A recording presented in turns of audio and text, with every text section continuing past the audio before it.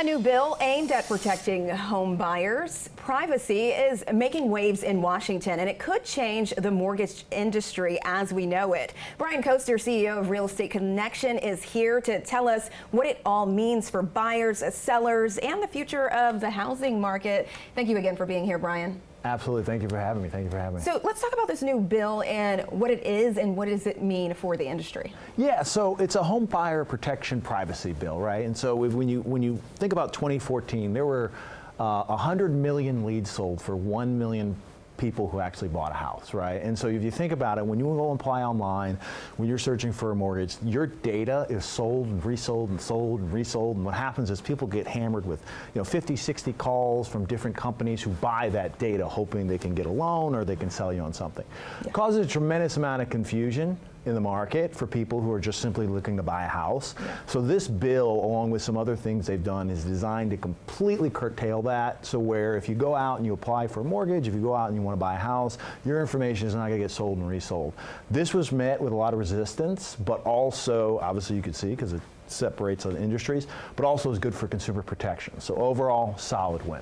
Yeah, okay, so let's talk about the Fed. So there's a lot of pressure on that. Do you see any changes to rates? Yeah, so Feds now are on the hot seat. So President Trump has, issued some aggressive initiatives to either lower rates or replace the Fed. And the reality is the Feds are withholding the market in some capacity by keeping rates high.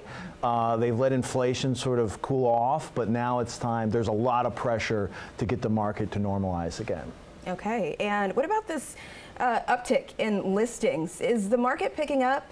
Well, that's kind of, yeah, so that's kind of why they're pressuring the Feds to lower the rates, because there's a lot of people who need to sell who aren't selling because they have a lower rates. Buyers who want to buy are seeing this higher rates, and what's going on now is you have a situation where they've just waited almost too long, and you're seeing a lot of listings come on the market, and people are they want to buy, but they can't because rates are too high.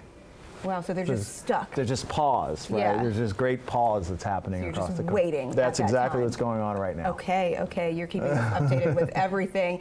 And so what do you see? How is the market going to look throughout the summer? What do you see? So they're going to have to lower rates, right? So you're going to see, and I'm telling you now, so over the next couple months, next year, you're going to see rates lower.